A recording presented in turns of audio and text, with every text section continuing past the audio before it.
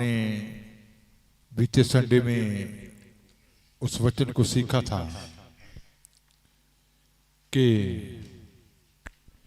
Abraham जो था उसकी इकलौती संतान जो थी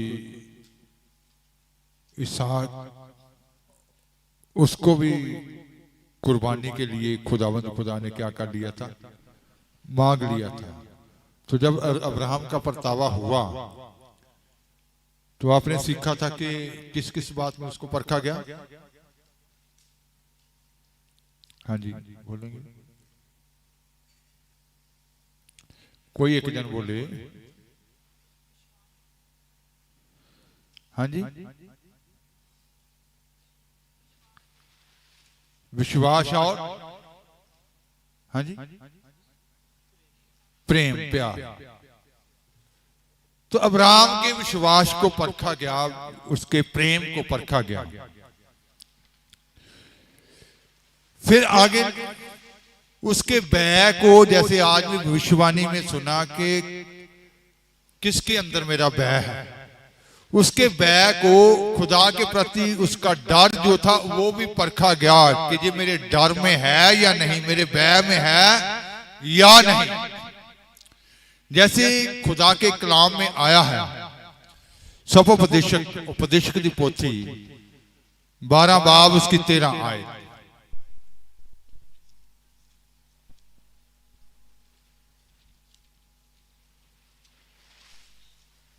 कितने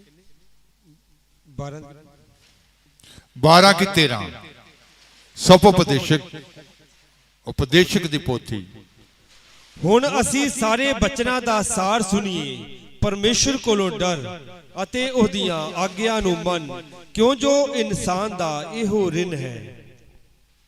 सब कुछ सुना गया, अंत की बात यह है कि परमेश्वर का भय मान और उसकी आज्ञाओं का पालन कर, क्योंकि मनुष्य का संपूर्ण कर्तव्य यही है। खुदा का भय मानना मनुष्य का संपूर्ण कर्तव्य यही है। उसकी आज्ञाओं को मान, उसका भय मान, ये मनुष्य का संपूर्ण कर्तव्य है।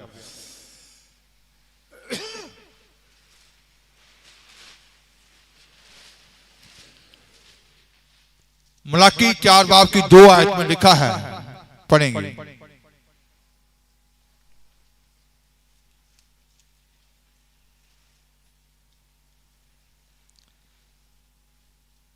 पर तुहाडे लई जिहड़े मेरे नाम दा भै मंदे हो, धर्म दा सूरज चढ़ेगा अते ओहदियां किरणां विच शिफा होवेगी। तुसी वाड़े दे वछियां वांगू बाहर निकलोगे अते कुदोगे। परंतु तुम्हारे लिए जो मेरे नाम का भय मानते हो, धर्म का सूर्य, तुम्हारे लिए जो मेरे नाम का भय मानते हो, धर्म का सूर्य क्या होगा, उदय होगा, और उसकी किरणों के द्वारा तुम चंगे हो जाओगे। उसकी किरणों के द्वारा तुम क्या हो जाओगे, चंगे हो जाओगे। और तुम निकलकर पाले हुए बछड़ों के समान कूदोगे और फादोगे। तुम निकलकर पाले हुए बछड़ों के समान क्या करोगे, कूदोगे और भागोगे। तो इसका मतलब है कि जो उसके नाम का भय मानते हैं उनके ऊपर वो धर्म का सूर्य क्या हो जाता है, उदय हो जाता है। सूर्य यीशु मसीह को दर्शाता है। तो उनके जीवन में वो सूर्य उदय हो जाता है, उनके जीवन में वो रोशनी आ जाती है, अंधेरा खत्म हो जाता है, उनके जीवन से वो सारी परेशानियां खत्म हो जाती हैं, चिंताएं खत्म हो जाती हैं। तो इसका मतलब है कि जो भय होता है खुदा के लिए भय, उसकी भी परख होती है कि ये खुदा के भय में है या नहीं। तो अब्राहम की भी परीक्षा हुई भय मानने वालों के लिए। एक बार फिर इस आयत को पढ़ेंगे।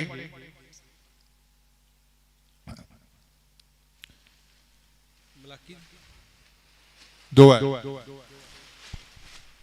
मलाकी। पर तुहाडे लई जिहड़े मेरे नाम दा भै मंदे हो, धर्म दा सूरज चढ़ेगा अते ओहदियां किरणां विच शिफा होवेगी। उसकी किरणों में शिफा होगी।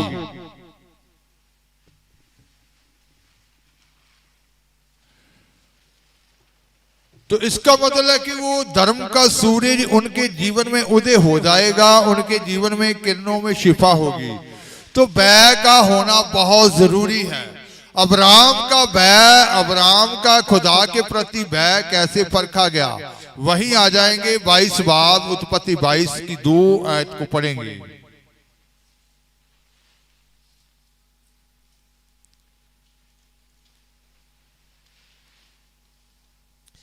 ਤਾਂ ਉਸਨੇ ਆਖਿਆ, ਹੁਣ ਤੂੰ ਆਪਣੇ ਪੁੱਤਰ ਨੂੰ, ਹਾਂ ਆਪਣੇ ਇਕਲੌਤੇ ਨੂੰ ਜਿਹਨੂੰ ਤੂੰ ਪਿਆਰ ਕਰਦਾ ਹੈ, ਅਰਥਾਤ ਇਸਹਾਕ ਨੂੰ ਲੈ ਕੇ ਮੋਰੀਆ ਦੀ ਧਰਤੀ ਨੂੰ ਜਾ ਅਤੇ ਪਹਾੜਾਂ ਵਿੱਚੋਂ ਇੱਕ ਉੱਤੇ ਜਿਹੜਾ ਮੈਂ ਤੈਨੂੰ ਦੱਸਾਂਗਾ ਉਸ ਨੂੰ ਹੋਮ ਦੀ ਬਲੀ ਕਰਕੇ ਚੜਾ। उसने कहा अपने पुत्र को, खुदावंद खुदा ने कहा अपने पुत्र को, अर्थात अपने इकलौते पुत्र, अर्थात अपने इकलौते पुत्र को, इसहाक को, जिससे तू प्रेम रखता है, जिससे तू प्रेम करता है, संग लेकर मोरिया देश में चला जा। मोरिया देश में चला जा, उसको अपने साथ लेकर मोरिया की पृथ्वी के ऊपर जा, और वहां उसको एक पहाड़ के ऊपर जो मैं तुझे बताऊंगा होम बलि करके चढ़ा। एक पहाड़ के ऊपर जो मैं तुझे बताऊंगा होम बलि करके उसको पेश कर। तो खुदा ने अब्राहम को वो दूर जिसके सफर के बारे में लिखा है कि 3 दिन का सफर था, तो उसको वो पहाड़ बताया, और उन पहाड़ों में से एक पहाड़ जो मैं तुझे कहूंगा उसके ऊपर उसकी क्या करनी है, कुर्बानी करनी है, उसको होम बलि करना है। तो अब्राहम ने अपनी मर्जी नहीं की, अपनी मर्जी का रास्ता नहीं चुना, अपनी मर्जी का समय नहीं चुना। लूत की तरह लूत को जब सदूम और अमूरा नाश किए गए, उनके लिए एक हुक्म आया, दूत ने, स्वर्ग दूत ने उनको कहा कि तू क्या कर, अपने साथ अपनी बेटियों को, अपनी पत्नी को लेकर क्या कर, उस पहाड़ के ऊपर क्या कर, चला जा। जो सामने पहाड़ है उसके ऊपर क्या कर, चला जा। लेकिन उसने क्या किया था, 19 बाब उसकी 20 आयत से 22 आयत तक।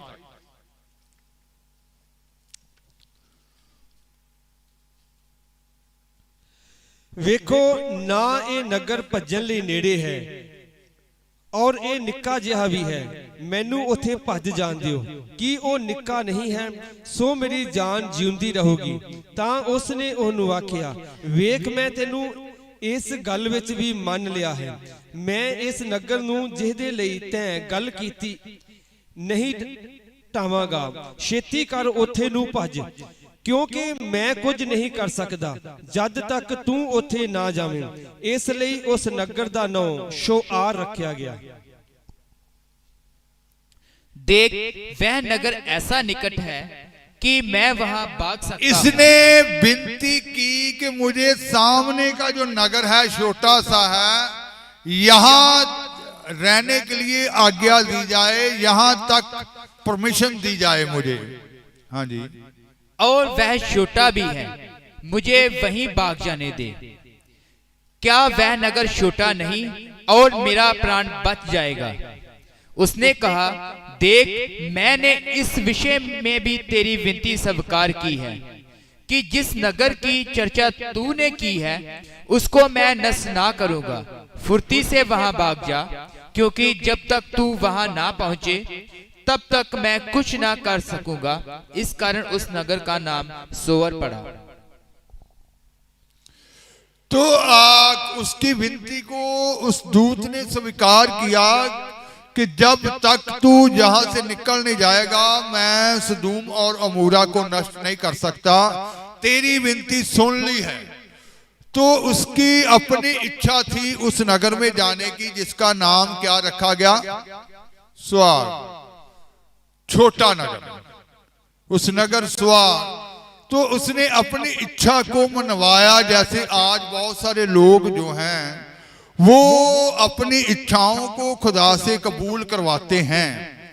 तो इसने जब विनती की कि मुझे उस नगर में जाने की आज्ञा दी जाए, लेकिन वो खुदा ने इसके लिए नहीं रखा था।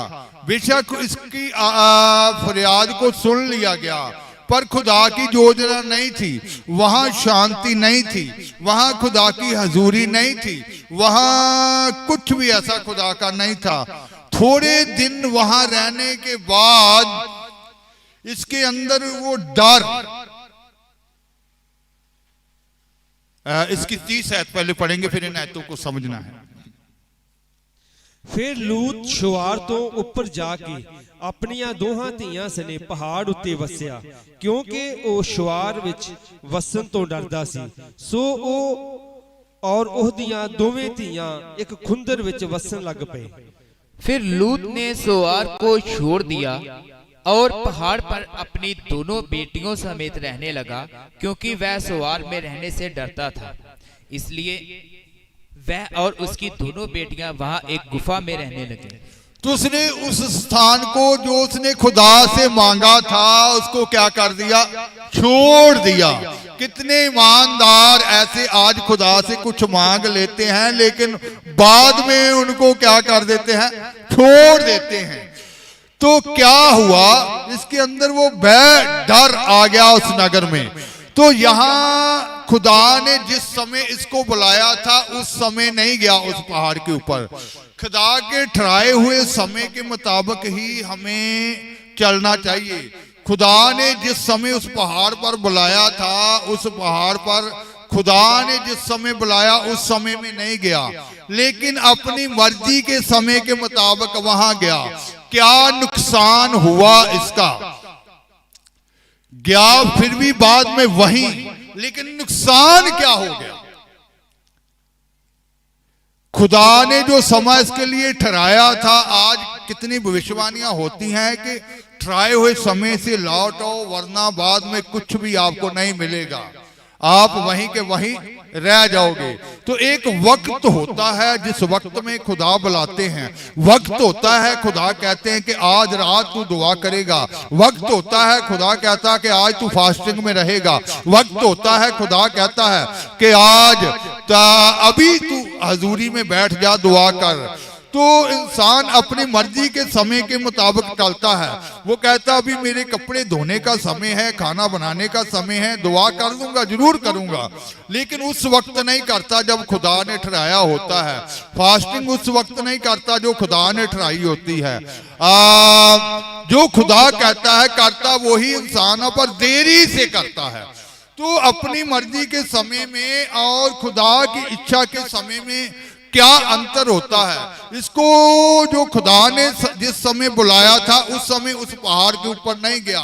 जब ये अपनी मर्जी के समय में वहां गया तो वहां इसने वर्जित भोग किया और अमोनी और मुआबी जो थे वो पैदा हुए। लेकिन खुदा ने क्या कहा, व्यवस्था सार उसकी 23 बाब उसकी 3 आयत,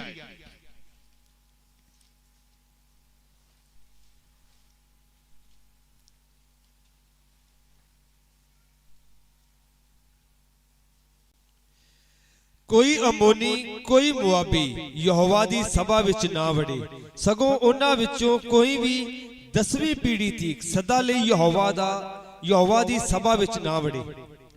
कोई अमोनी या मोआबी यहोवा की सभा में ना आने पाए, उनकी 10वीं पीढ़ी तक का कोई यहोवा की सभा में कभी ना आने पाए।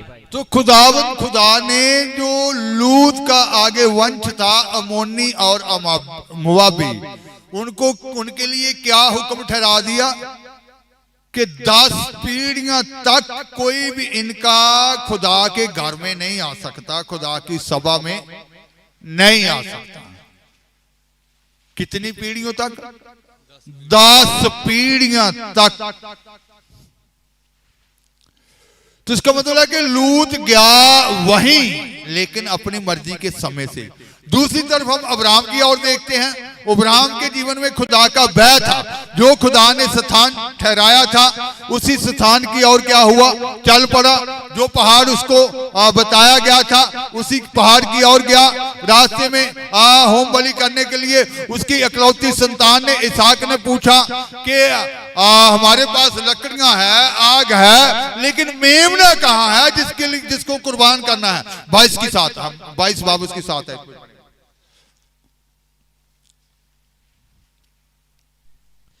ਤਾਂ ਇਸਹਾਕ ਨੇ ਆਪਣੇ ਪਿਤਾ ਅਬਰਾਹਮ ਨੂੰ ਆਖਿਆ, ਪਿਤਾ ਜੀ। ਉਸ ਆਖਿਆ, ਪੁੱਤਰ ਕੀ ਗੱਲ ਹੈ? ਉਸ ਆਖਿਆ, ਵੇਖ ਅਗਨੀ ਔਰ ਲੱਕੜੀਆਂ ਤਾਂ ਹਨ, ਪਰ ਹੋਮ ਬਲੀ ਲਈ ਲੇਲਾ ਕਿੱਥੇ ਹੈ? इसहाक ने अपने पिता अब्राहम से कहा, हे मेरे पिता। उसने कहा, हे मेरे पुत्र, क्या बात है? उसने कहा, देख, आग और लकड़ी तो है, पर होम बलि के लिए भेड़ कहाँ है? आग और लकड़ी तो है, होम बलि के लिए भेड़ कहाँ है? ये इसहाक ने पूछा। तो अब्राहम ने क्या कहा था कि खुदाई वो देगा, जैसे 14 आयत में लिखा है। 14 आयत को पढ़ लेंगे।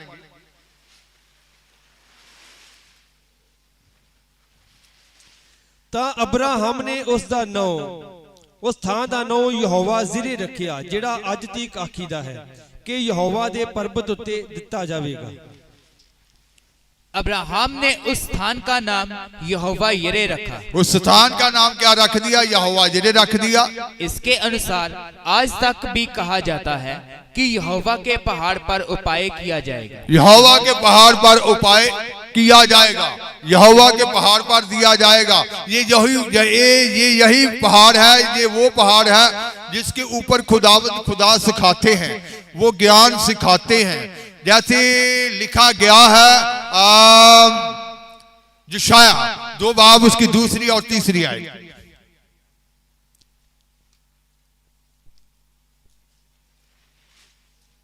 यशाया 2 बाब उसकी 2 और 3 आयत।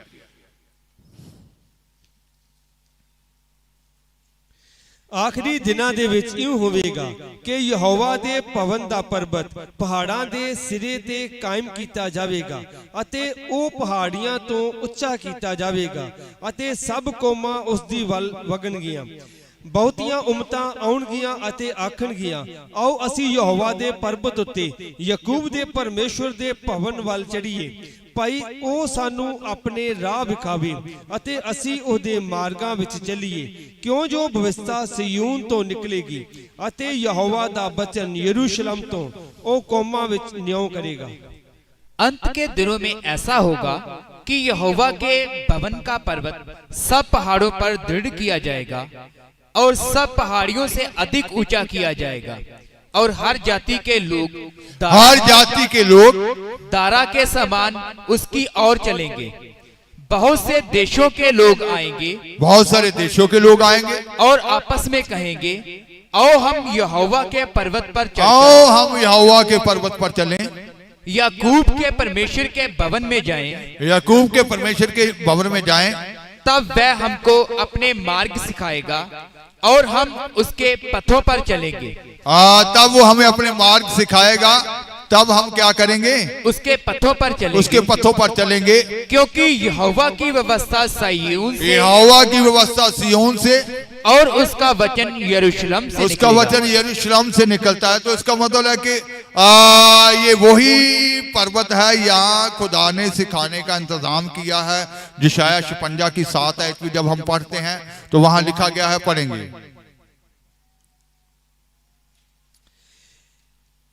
ਇਹਨਾਂ ਨੂੰ ਮੈਂ ਆਪਣੇ ਪਵਿੱਤਰ ਪਹਾੜ ਨੂੰ ਲਿਆਵਾਂਗਾ ਅਤੇ ਉਹਨਾਂ ਨੂੰ ਆਪਣੇ ਪ੍ਰਾਰਥਨਾ ਦੇ ਘਰ ਵਿੱਚ ਆਨੰਦ ਦਵਾਵਾਂਗਾ। ਉਹਨਾਂ ਦੀਆਂ ਹੋਮ ਬਲੀਆਂ ਅਤੇ ਬਲੀਦਾਨ ਮੇਰੀ ਜਗਵੇਦੀ ਉੱਤੇ ਕਬੂਲ ਹੋਣਗੇ। ਮੇਰਾ ਘਰ ਤਾਂ ਸਾਰਿਆਂ ਲੋਕਾਂ ਲਈ ਪ੍ਰਾਰਥਨਾ ਦਾ ਘਰ ਸਦਾਵੇਗਾ। उनको मैं अपने पवित्र पर्वत पर ले उनको मैं अपने पवित्र पर्वत पर क्या करूंगा? लेकर आऊंगा, अपने प्रार्थना के भवन में आनंदित करूंगा। अपने प्रार्थना के भवन में मैं क्या करूंगा? आनंदित करूंगा। उसी पवित्र पर्वत पर वो आनंद है प्रभु के लोगों के लिए। अब्राहम के लिए भी वहां आनंद था और उसी पहाड़ के लिए खुदा ने उसको आज्ञा दी।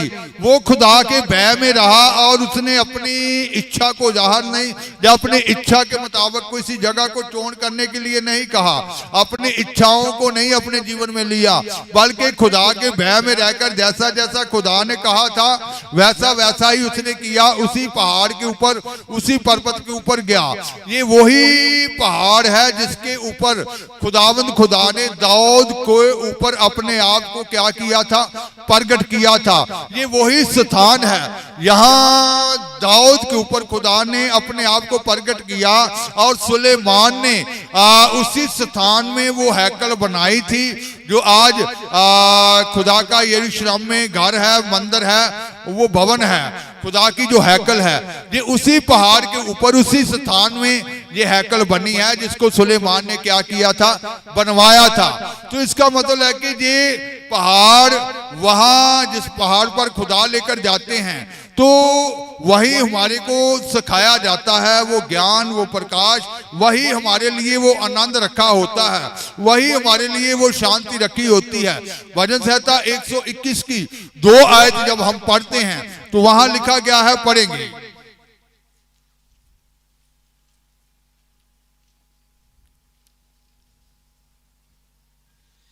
मेरी सहायता यहोवा तो है जो आकाश ते धरती दा करता है। मुझे सहायता यहोवा की ओर से मिलती है जो आकाश और पृथ्वी का करता है। तो मुझे, मेरी आस खुदावंद खुदा है, मेरी सहायता खुदावंद खुदा की ओर से है जो आकाश और पृथ्वी का क्या है, करता है। तो इसीलिए भजन संहिता 15 में लिखा गया है, 15 भजन संहिता को पढ़ लेंगे। एक तो हाँ जी। हे यहोवा तेरे डेरे विच कौन टिकेगा, तेरे पवित्र पहाड़ उते कौन वसेगा। ओह जिहड़ा सिद्धी चाल चलदा, नेकी करदा अते मनो सच बोलदा है। ਉਹ ਜਿਹੜਾ ਆਪਣੀ ਜੀਭ ਨਾਲ ਚੁਗਲੀ ਨਹੀਂ ਕਰਦਾ, ਨਾ ਆਪਣੇ ਸਾਥੀ ਦਾ ਬੁਰਾ ਕਰਦਾ ਅਤੇ ਨਾ ਆਪਣੇ ਗਵਾਂਢੀ ਨੂੰ ਉਲਾਮਾ ਦਿੰਦਾ ਹੈ। ਜਿਹਦੀਆਂ ਅੱਖਾਂ ਵਿੱਚ ਖੋਟਾ ਮਨੁੱਖ ਤੁਸ਼ ਹੈ, ਪਰ ਯਹੋਵਾ ਤੋਂ ਭੈ ਕਰਨ ਵਾਲਿਆਂ ਦਾ ਆਦਰ ਕਰਦਾ ਹੈ। ਜਿਹੜਾ ਸਹੁੰ ਖਾ ਕੇ ਮੁੱਕਰਦਾ ਨਹੀਂ, ਭਾਵੇਂ ਉਹਨੂੰ ਘਾਟਾ ਵੀ ਪਵੇ। ਉਹ ਜਿਹੜਾ ਬਿਆਜ ਦੇ ਲਈ ਆਪਣੀ ਚਾਂਦੀ ਨਹੀਂ ਦਿੰਦਾ ਅਤੇ ਨਾ ਨਿਰਦੋਸ਼ ਦੇ ਵਿਰੁੱਧ ਵੱਢੀ ਲੈਂਦਾ ਹੈ। ਜਿਹੜਾ ਇਹ ਕਰਦਾ ਹੈ ਉਹ ਕਦੀ ਵੀ नहीं डोलेगा। हे परमेश्वर, तो उस पहाड़ के ऊपर कौन जा सकता है, कौन? हे परमेश्वर, तेरे तंबू में कौन रहेगा, तेरे पवित्र पर्वत पर कौन बसने पाएगा। वह जो खराई से चलता, वह जो खराई से चलता है और धर्म के काम करता है, धर्म के कार्य करता है और हृदय से सच बोलता है, हृदय से सच बोलता है, जो अपनी जीभ से निंदा नहीं करता, जो अपनी जीभ से निंदा नहीं करता और ना अपने मित्र की बुराई करता, ना ही अपने मित्र की वो बुराई करता है, और ना अपने पड़ोसी की निंदा सुनता है, ना अपने पड़ोसी की निंदा कभी सुनेगा। वह जिसकी दृष्टि में निकम्मा मनुष्य तुच्छ है और जो यहोवा के डरवैयों का आदर करता है, जो यहोवा के डरवैयों के आदर करता है, जिसकी नजर में निकम्मा मनुष्य क्या है, तुच्छ है। जो शपथ खाकर बदलता नहीं, चाहे हानि उठानी पड़े। जो एक बार कह दिया शपथ खा के कभी भी वो मुकरेगा नहीं, बेशक उसको हानि भी उठानी पड़े। जो अपना रुपया ब्याज पर नहीं देता, जो अपना रुपया ब्याज पर नहीं देता और निर्दोष की हानि करने के लिए घूस नहीं लेता है, कभी भी वो घूस नहीं लेगा, रिश्वत नहीं लेगा।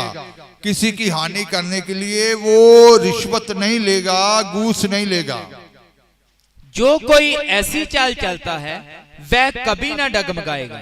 तो जो ऐसी चाल चलता है वो कभी भी डगमगाएगा नहीं। इसका मतलब उस पहाड़ के ऊपर कौन जा सकता है? तो खुदा ने अब्राहम से इसहाक की बलि जो कुर्बानी थी वो मांग ली। इसहाक जो है वो प्रभु यीशु मसीह का प्रतिरूप है। अब्राहम पिता परमेश्वर का, अलीआजर पवित्र आत्मा का। तो ऐसे पढ़ेंगे गलातियां 3 बाब उसकी 13 है।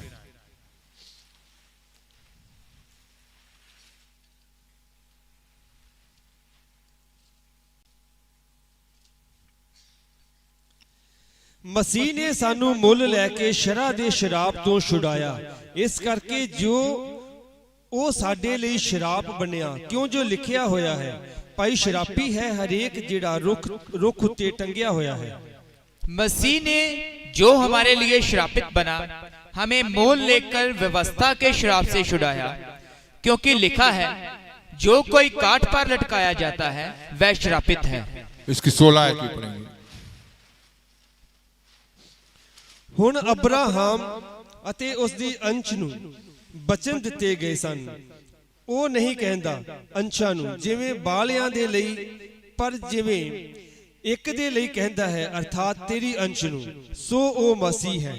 अतः प्रतिज्ञाएं अब्राहम को और उसके वंश को दी गई। वह ये नहीं कहता वंशों को, जैसे बहुतों के विषय में कहा, पर जैसे एक के विषय में की तेरे वंश को, और वह मसीह है। तो जैसे अब्राहम के साथ जो खुदावंद खुदा की प्रतिज्ञाएं थी कि मसीह में होकर वो सभी जातियों के अंदर वो अब्राहम की जो बरकत है मसीह में होकर सभी जातियों में क्या करेगी, कार्य करेगी, मसीह के द्वारा सभी जातियों तक पहुंचाई जाएगी। तो अब्राहम की जो बरकत थी, तो जैसे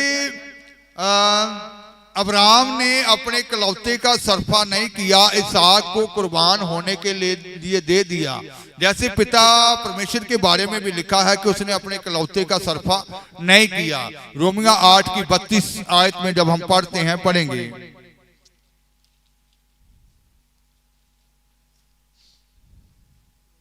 रोमिया 8 की 32, ਜਿਹਨੇ ਆਪਣੇ ਹੀ ਪੁੱਤਰ ਦਾ ਵੀ ਸਰਫਾ ਨਾ ਕੀਤਾ, ਸਗੋਂ ਉਹਨੂੰ ਅਸਾਂ ਸਭਨਾਂ ਦੇ ਲਈ ਦੇ ਦਿੱਤਾ, ਸੋ ਉਹਦੇ ਨਾਲ ਸਾਰੀਆਂ ਵਸਤਾਂ ਵੀ ਸਾਨੂੰ ਕਿਉਂ ਨਾ ਬਖਸ਼ੇਗਾ। जिसने अपने निज पुत्र को भी ना रख छोड़ा, परंतु उसे हम सब के लिए दे दिया, वह उसके साथ हमें और सब कुछ क्यों ना देगा। तो जिसने अपने निज पुत्र को भी ना छोड़ा, उसको हम सब के लिए दे दिया। पिता परमेश्वर ने हमारे लिए यीशु मसीह को कुर्बान होने के लिए दे दिया। उसने अपने निज पुत्र को, इकलौते पुत्र को भी नहीं रखा, उसको भी क्या कर दिया, दे दिया। वैसे ही अब्राहम के बारे में लिखा है कि उसने भी अपने इकलौते पुत्र का सरफा नहीं किया, उसको भी कुर्बान होने के लिए क्या कर दिया था, दे दिया। और जब दे दिया तो उस पहाड़ के ऊपर उसके भय को परखा गया। खुदा के प्रति उसका भय क्या है, वो कितना डर रखता है खुदा का, तो उसके भय को जब परखा गया तो उस परख में वो खरा निकला। इसी कारण वहां लिखा गया है, जब हम उत्पत्ति 22 बाब उसकी 17 आयत पढ़ते हैं, तो वहां लिखा गया है, पढ़ेंगे,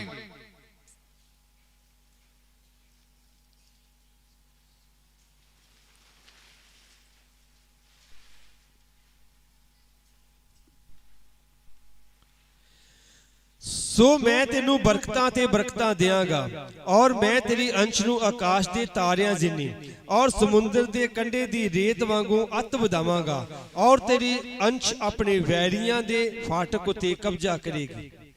इस कारण मैं निश्चय तुझे आशीष दूंगा, और निश्चय तेरे वंश को आकाश के तारागण और समुद्र के तीर के बालू के किनकों के समान अनगिनत करूंगा, और तेरा वंश अपने शत्रुओं के नगरों का अधिकारी होगा। यहाँ कुछ बरकतों के बारे में लिखा है। ये कौन सी बरकत है, कौन कौन सी बरकत यहाँ अब्राहम को देने के लिए खुदा ने कहा। कब उसको बरकत मिली, जब उसने उसके प्रेम को परखा गया, उसके विश्वास को परखा गया, उसके भय को परखा गया कि खुदा का भय उसके जीवन में है या नहीं। तो आइए हम भी खुदा के भय में रहते हुए, उसके प्रेम में चलते हुए, नेचा से उन सब जिन वस्तुओं से हम प्रेम करते हैं उनको होम बलि होने के लिए क्या करें, खुदा के सामने लेकर आए। जब हम उन वस्तुओं को जिनसे हम बहुत प्रेम करते हैं होम बलि करने के लिए लेकर आ जाते हैं, उसको होम बलि करने के लिए दे देते हैं, तो फिर कौन सी बरकत मिलती है। वहां लिखा गया है कि अब मैं तुझे बरकतों के ऊपर बरकत, जैसे कितने मसीह लोग बरकत मांगते हैं, लेकिन बरकत लेने से पहले वो सारी प्रक्रियाएं क्या करनी पड़ती है, पूरी करनी पड़ती है कि खुदा ने हमसे क्या मांगा है। तो वहां क्या लिखा है, इसको समझना है कि कौन सी बरकत के बारे में कहा है। फिर से इस कारण मैं निश्चय तुझे आशीष दूंगा। मैं निश्चय तुझे आशीष दूंगा, क्योंकि तू अब बरकत का कारण बन चुका है, आशीष का कारण बन चुका है। तुझे मैंने तेरे प्रेम को परखा कि तेरा प्रेम मेरे साथ कैसा है। तूने उस नेचा में खड़े निकलकर अपने ईमान को दिखाया, तूने मेरे प्रति अपने भय को दिखाया। तू उस सारी परखों में क्या निकल आया है? खरा निकल आया है। अब तू बरकत का हकदार है, मैं तुझे बरकत दूंगा। और निश्चय तेरे वंश को आकाश के तारागण, तेरे वंश को आकाश के तारागण, आकाश के तारागण का मतलब है स्वर्गीय और आत्मिक बरकतें।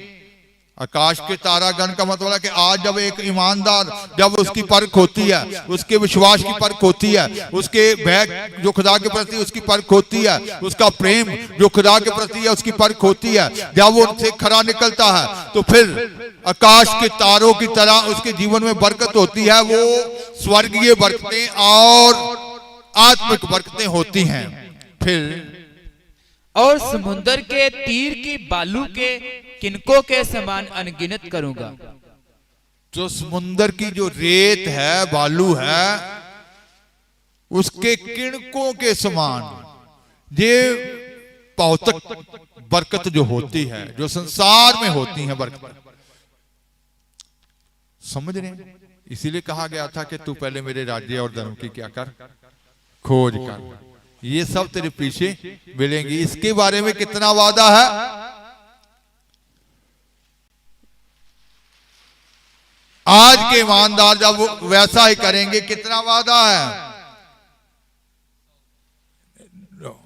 कितना पड़ा है अभी? रेत जितनी समुद्र की किनारे रेत है, ये जितने किणके रेत के हैं। स्वर्गीय बरकत, आत्मिक बरकत, भौतिक बरकत, और आगे भी लिखा है कुछ। हाँ जी। और तेरा वंश अपने शत्रुओं के नगरों का अधिकारी होगा। तेरा वंश जो है अपने शत्रुओं के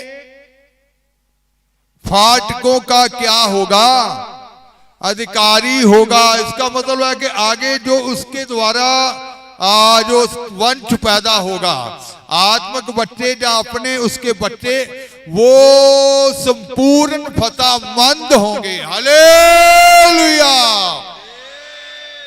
हालेलुया, हालेलुया।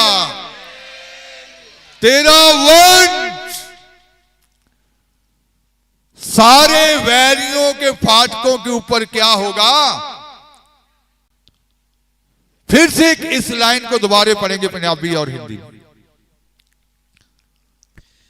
सो मैं तेनू बरकतां ते बरकतां देंगा, और मैं तेरी अंश नू आकाश दे तारियां जिन्नी और समुंदर दे कंडे दी रेत वांगू अत वधावांगा, और तेरी अंश अपने वैरियां दे फाटक उत्ते कब्जा करेगी।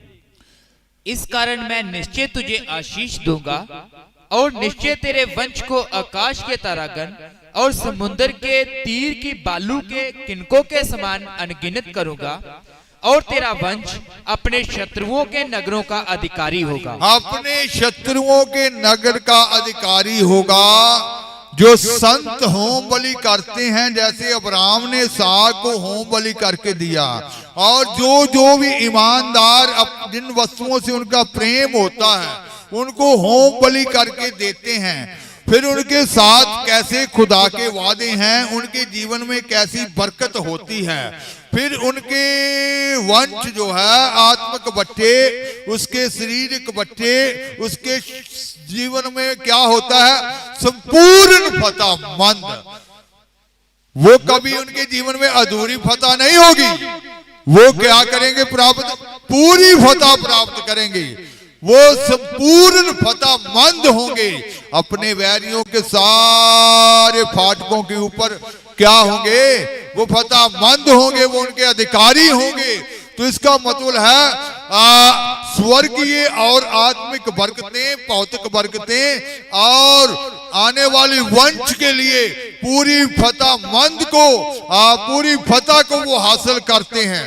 तो आज जैसे अब्राहम ने अपने इकलौते का भी सरफा नहीं किया, अपने प्रेम को कैसे यार किया, अपने भय को कैसे जार किया और ईमान में वो खरा निकला, और उस सब में जब खरा निकला तो आज उसके साथ जो वादे थे तो आज मसीह यीशु में होकर उसके लोगों के अंदर भी क्या कर रहे हैं, कार्य कर रहे हैं, ईमान लाने वालों के अंदर भी कार्य कर रहे हैं।